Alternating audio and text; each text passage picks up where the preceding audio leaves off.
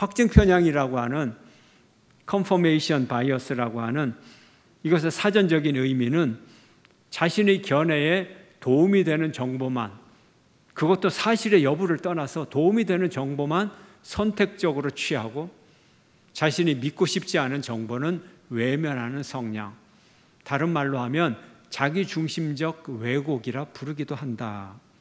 이게 사전적인 뜻이에요. 오늘 본문에 등장하는 인물 애굽의 왕 바로 역시 확증 편향적인 그런 사고를 하는 사람입니다. 바로는 이스라엘 백성들이 애굽을 떠났다는 소식을 듣고는 이스라엘 백성들을 출애굽시킨 것을 곧바로 후회합니다. 그들이 담당했던 경제적 유익을 대체할 다른 방안이 없기 때문에 그래요. 더군다나 세계 최대 규모의 토목 건축 사업을 담당하던 한 노동자 계급이 싹 빠져나갔어요. 충격이 큽니다. 그래서 바로는 시시각각 이스라엘 백성들의 동향을 보고를 받습니다. 그런데 이게 웬일입니까? 광야를 향하여 나가던 이스라엘 백성들이 갑자기 바다 쪽으로 방향을 탁 틀어가지고 바다 쪽으로 가고 있는 거예요. 바로는 생각합니다. 이 시간에 내가 군대를 긴급 출동시켜서 테러를 차단해버리면 이제 이스라엘 백성들은 도간에 든지다. 모두 생포해서 다시 잡아오든지 말을 안 들으면 다 몰살시키든지 그렇게 할 수 있는 절호의 기회다. 그래서 최신의 전차 600대를 소집을 하고 모든 병거를 소집을 해서 이스라엘 백성들을 추격해서 돌격을 해나갔습니다. 곧이어 바로는 이스라엘 백성들을 따라잡을 수가 있었습니다. 행군 중이던 이스라엘 백성들, 갑자기 병사들의 소리가 나서 뒤를 돌아보니 말발굽 소리가 나서 뒤를 돌아보니 바로 뒤에서 애굽의 군대가 뽀얀 먼지를 일으키면서 그들을 향하여 달려오고 있었습니다. 백성들의 반응은 어땠나요? 백성들이 홍해를 바라보니 딱 길이 막혔어요. 검푸른 바다를 바라보니 이스라엘 백성들은 기가 질렸어요. 뒤를 바라보니 애굽의 군대가 달려옵니다. 앞에는 바다요, 뒤에는 애굽의 군대요. 그야말로 진퇴양난, 사면초가의 상황이었습니다. 이들은 이렇게 소리를 질러요. 오늘 보면 11절 12절 함께 읽습니다. 시작. 그들이 또 모세에게 이르되 애굽에 매장지가 없어서 당신이 우리를 이끌어내어 이 광야에서 죽게 하느냐? 어찌하여 당신이 우리를 애굽에서 이끌어내어 우리에게 이같이 하느냐? 우리가 애굽에서 당신에게 이른 말이 이것이 아니냐? 이르기를 우리를 내버려 두라. 우리가 애굽 사람을 섬길 것이라 하지 아니하더냐? 애굽 사람을 섬기는 것이 광야에서 죽는 것보다 낫겠노라. 백성들은 준비하고 있었던 것처럼 보이는 불평과 불만을 마구 쏟아넣었어요. 백성들 또한 확증 편향적인 그런 사고를 합니다. 백성들은 출애굽할 때 자발적으로 나온 것이 아닙니다. 애굽에서 장자가 죽는 10번째 재앙을 내렸을 때에 애굽 사람들은 이 재앙이 이스라엘 백성들 때문에 나온 것이다, 그걸 알았어요. 그래서 애굽 사람들이 어떻게 합니까? 옆집에 사는 이스라엘 사람들에게 보석을 주고 돈을 주고 온갖 좋은 것을 다 주면서 빨리 좀 이집트를 떠나달라고, 빨리 좀 애굽을 나가달라고. 그래서 등을 떠밀었어요. 등을 떠밀었어. 그래서 이들의 출애굽이 등 떠밀려서 나온 출애굽입니다. 자발성이 전혀 없어요. 이 백성들에게 모세가 말합니다. 백성들의 생각과 전혀 다른 얘기를 하고 있어요. 13절 함께 읽겠습니다. 시작. 모세가 백성에게 이르되 너희는 두려워하지 말고 가만히 서서 여호와께서 오늘 너희를 위하여 행하시는 구원을 보라. 너희가 오늘 본 애굽 사람을 영원히 다시 보지 아니하리라. 백성들에게 말합니다. 전혀 다른 얘기예요. 백성들의 생각과는 전혀 다른 얘기. 두려워하지 말라. 두려워하지 말라. 가만히 서서 여호와께서 너에게 행하시는 구원을 보라. 오늘 본 애굽 사람을 다시는 보지 못하리라. 여러분, 누가 더 현실적인 얘기인가요? 지금 애굽 군대가 쳐들어오고 그리고 바다 앞에 있어요. 두려워요? 안 두려워요? 당연히 두렵습니다. 그런데 모세의 얘기는 천하태평 같은 얘기예요. 두려워하지 말아라. 저 애국 군대가 사라질 것이다. 다시 보지 못하리라. 가만히 서 있어라. 두려워 말라. 공포 속에 소리 지르지 말고 안심하라. 백성들의 부르짖음은요, 그냥 큰 소리를 냈다가 아니라 동물적인 부르짖음을 말하는 거예요. 본능적인 부르짖음을 말하는 거예요. 그런 소리 지르지 말고 안심하라. 백성들이 무엇을 보느냐? 하나님의 구원을 바라봐라. 바로의 군대를 보지 말고, 상황을 보지 말고, 사탄을 보지 말고, 너희의 죄악과 실패와 실수를 보지 말고, 주변의 비방을 듣지 말고, 애굽의 군대도 보지 말고, 그들은 영원히 존재하지 않을 거야. 다시는 못 보리라. 하나님을 보라. 하나님의 약속을 보라. 하나님의 구원을 보라. 모세의 말입니다. 믿음이 무엇입니까? 하나님의 역사를 향한 시선 집중. 이것이 믿음이에요. 시선 집중. 하나님의 하시는 일에 대한 관심 집중. 이것이 믿음의 본질입니다. 하나님의 하실 일, 하시는 일, 거기에 관심을 기울이고 거기에 초점을 맞춰서 그것을 바라보라. 그런데 문제는 그 하시는 일이 아직 보이지 않아요. 아직 눈앞에 없어요. 비현실적이에요. 하나님 하시는 일, 그 일을 기도하라. 그리고 기다리라. 하나님 앞에 머물라. 그리고 침묵하라. 하나님의 일하시는 시간과 공간 속에 머무르라. 이것이 믿음의 사람이 할 수 있는 일입니다. 14절 함께 읽습니다. 시작. 여호와께서 너희를 위하여 싸우시리니 너희는 가만히 있을지니라. 여호와께서 너희를 위하여 싸우시리라.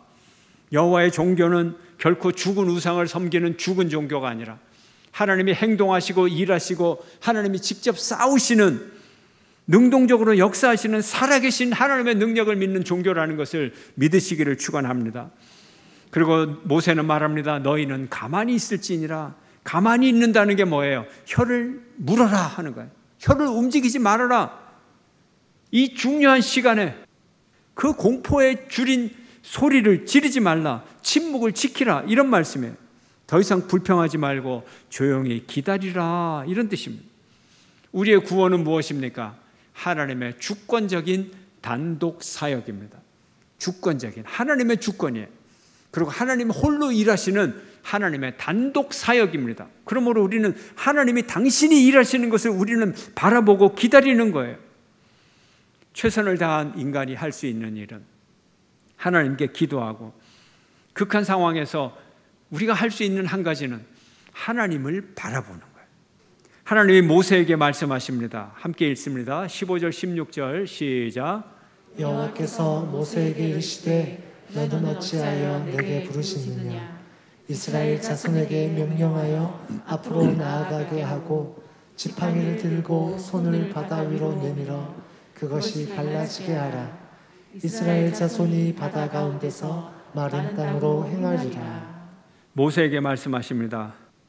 아니 너도 어떻게 백성을 닮아서 그렇게 비극적인 절규를 내게 하느냐. 이제는 너도 그렇게 하지 말아라. 이스라엘 자손을 향하여 나아가게 하라. 어디로? 앞으로 나아가게 하라. 그 앞에 뭐가 있어요? 홍해 바다가 있어요. 바다를 향하여 백성들로 하여금 나가게 하라. 불평과 불만의 목소리가 아닌, 공포의 절규가 아닌, 이제는 문제를 향하여 도전하라. 하나님의 말씀입니다. 그리고 바다를 갈라라 이렇게 말씀하십니다. 누구 보고? 모세를 향하여 바다를 가르라고 말합니다. 지팡이를 들고 손을 바다를 향하여 내밀어서 그리고 바다를 가르게 하라. 여러분, 지팡이 들고 손을 내밀면 바다가 갈라집니까? 갈라질 이유가 없죠. 분명히 하나님이 하실 일인데 하나님은 모세를 향하여 바다를 가르라고 말씀하시는 거예요. 하나님은 모세에게 믿음의 순종을 요구하시는 거예요. 믿음의 순종을 요구하시는 거예요. 지팡이로 바다를 가르는 기적을 일으키는 목적이 아니고, 위대한 영웅이 되는 게 목적이 아니고, 순종함으로 문제를 해결하는 책임의식을 가지라는 거예요. 여러분, 민족적 위기 가운데서 책임의식을 가져야 되고, 가정의 위기 가운데서 책임의식을 가져야 되는 거예요. 어떻게든지 문제를 해결해야 되는 거예요. 여러분의 가정에 문제가 있는데 가장이 해결을 안 하면 누가 해결을 하겠어요? 아이들이 길거리에 나가서 해결을 하겠어요? 어떻게 해서든지 당면한 문제를 해결하라는 거예요. 눈앞에 바다가 가로막혀 있다면 바다를 가르고서라도 어디든 가야 되지 않겠느냐? 어떻게든 해결해야 되지 않겠느냐? 네가 그 문제를 해결해라. 내가 너희를 위임했어 하는 거예요. 문제를 보고 문제에 등을 돌리고 좌절하고 원망하고만 있지 말고, 이것이 백성의 태도입니다. 그 문제에 맞서서 도전하라. 불가능한 것처럼 보여도 도전 안 하면 죽음이다. 그 말씀이에요. 이것이 문제의 본질이에요. 본질적인 해결책이에요. 하나님은 모세를 향하여 도전하라고 말하는 거예요. 물리법칙의 문제가 아니에요. 인과율의 문제가 아니에요. 이것은 믿음의 법칙이요, 도전의 법칙인 것입니다. 지금 문제는 마차를 쫓아오는 바로의 군대도 문제가 아니에요. 앞을 가로막고 있는 홍해의 바닷물도 문제가 아니에요. 불순종하는 백성의 문제도 아니에요. 누구의 문제냐? 모세, 너의 문제다. 너의 문제고 너의 책임이다. 네가 바다를 갈라지게 하라. 너부터 변해라. 너의 마음부터 변해라. 그리고 도전하라. 하나님의 말씀입니다. 21절 말씀 함께 읽습니다. 시작. 모세가 바다 위로 손을 내밀어 여호와께서 큰 동풍이 밤새도록 바닷물을 물러가게 하시니 바닷물이 바다가 마른 땅이 된지라. 모세가 바다 위로 손을 내밀어, 그러니 동풍이 불어서 새벽에 바닷길이 열렸어요. 바다가 갈라졌어요. 하나님이 일을 해주셨어요. 어차피 하나님이 하실 일이라고. 그런데 왜 모세가 손을 꼭 내밀어야 하느냐는 거예요. 하나님은 말씀에 의지하는 한 사람이 필요했던 거예요. 하나님의 목적은 사람에게 있는 거예요. 믿음의 사람, 순종의 사람, 도전의 사람, 책임지는 사람. 하나님은 사람을 원하세요. 그 사람 통해서 일하기를 원하세요. 하나님의 관심은 사람이에요. 이제 이스라엘 자손이 바다 가운데를 육지로 걸어가고 물은 그들의 좌우에 벽이 되어서 이제 그들이 길을 가게 됐어요. 뒤에는 애굽의 군대가 쫓아오고, 하나님은 애굽의 군대와 이스라엘 백성들 사이에 불기둥과 구름기둥이 되어서 애굽의 군대가 더 이상 이스라엘 백성들을 따라잡지 못하도록 그들의 길을 방해하고, 이제 이스라엘 백성들이 다 건너갔을 때 하나님은 애굽의 군대의 마차 바퀴들을 다 빠지게 만들어서 그들로 하여금 모세를 다시 더 이상 백성들을 침범하지 못하게 만듭니다.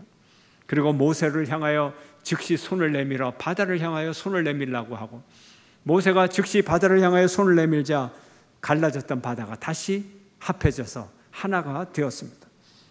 애굽의 군대는 물속으로 빠져서 다 수장을 당했습니다. 한 사람도 살아남지 못했습니다. 할렐루야, 하나님이 구원을 해 주셨습니다.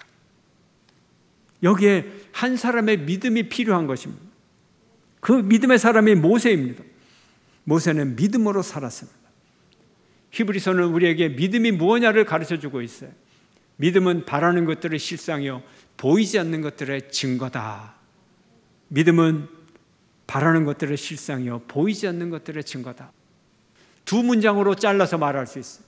믿음은 바라는 것들의 실상이다. 믿음은 보이지 않는 것들의 증거다. 그럼 첫 번째 문장, 믿음, 바라는 것들의 실상이다. 바라는 것들이 뭐예요? 희망이라는 단어예요. 희망. 믿음은 희망의 뭐라고요?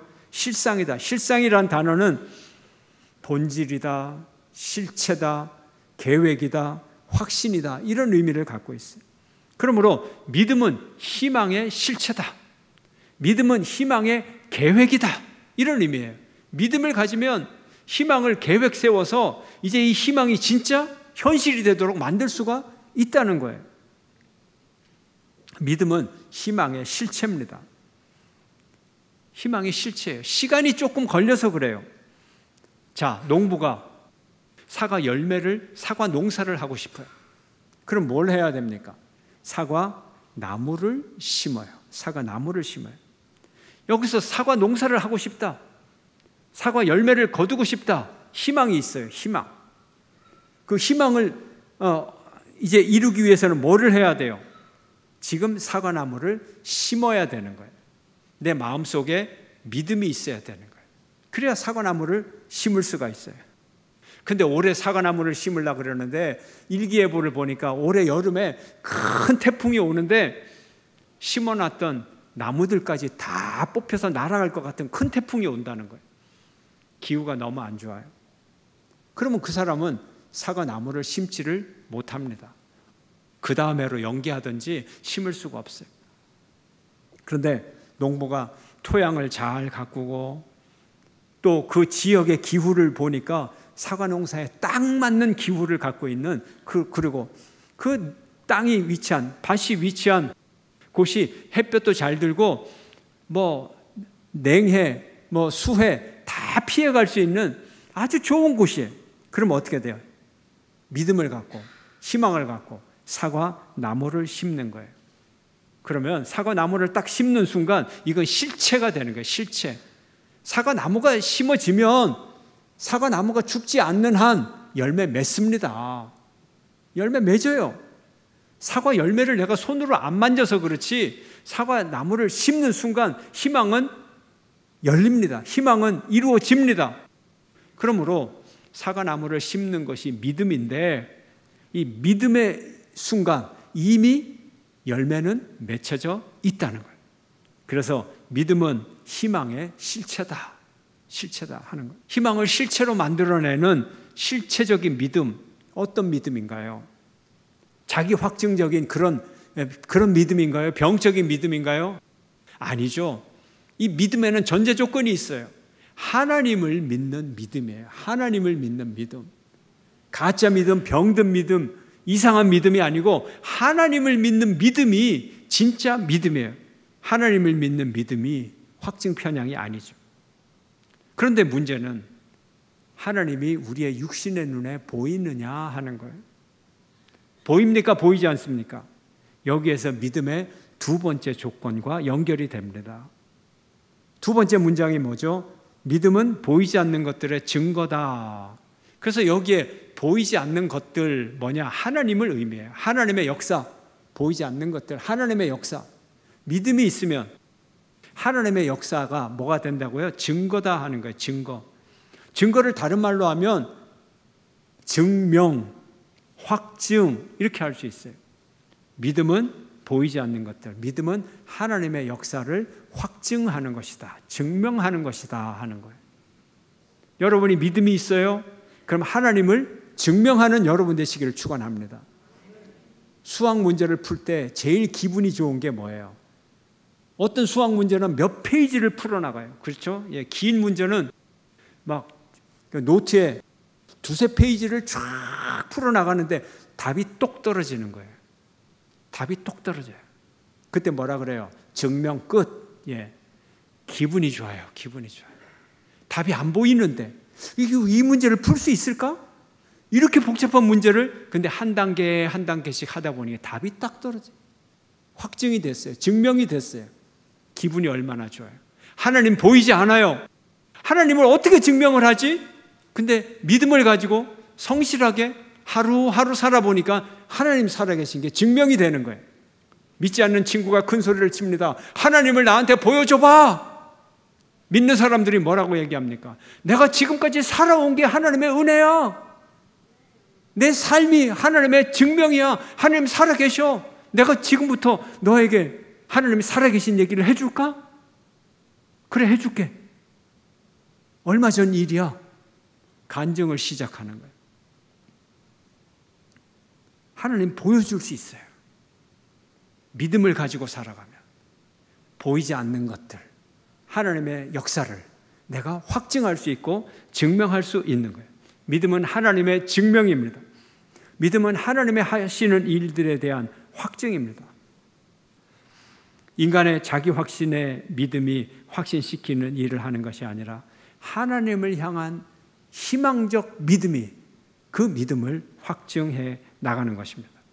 믿음은 볼 수 없는 것들에 대한 하나님이 부여해 주신 확신이며 바라는 것들에 대한 보증인 것입니다. 믿음이 없이는 하나님이 하시는 일이 보여지지 않아요. 그러나 믿음이 있으면 하나님이 하시는 일이 다 보여지고 확실하게 증명이 되는 것입니다. 믿으시기를 축원합니다. 오늘 본문의 모세가 하나님을 믿지 않았다면 아무런 일도 일어나지 않았어요.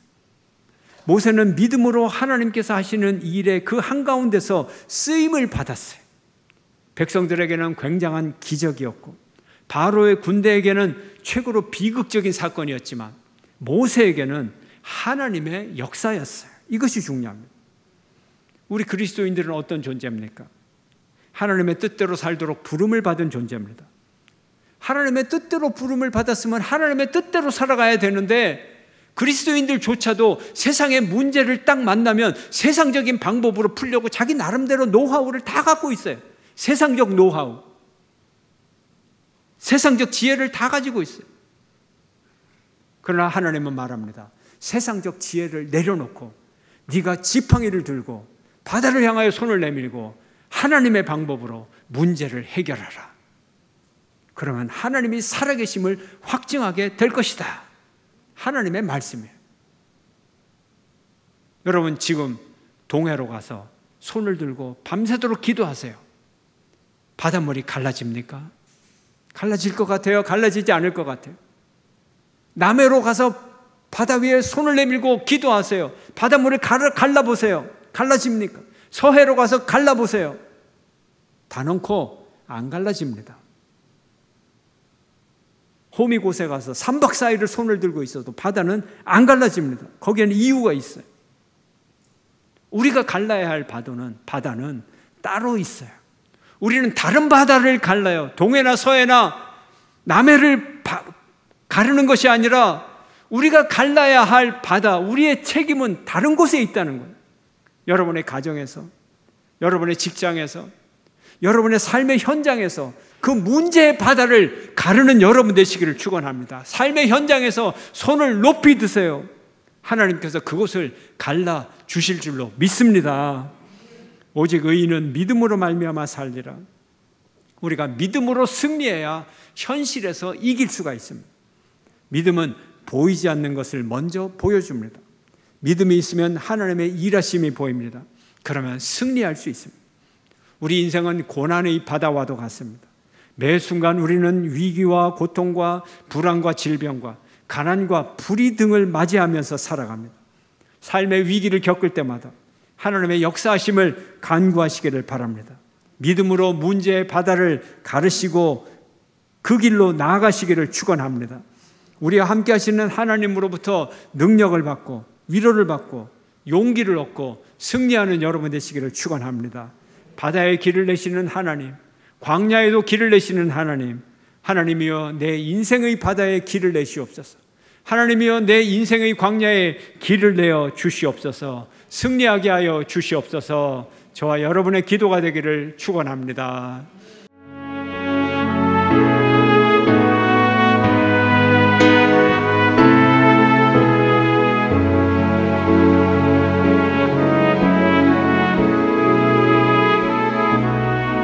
주님 앞에 섭니다.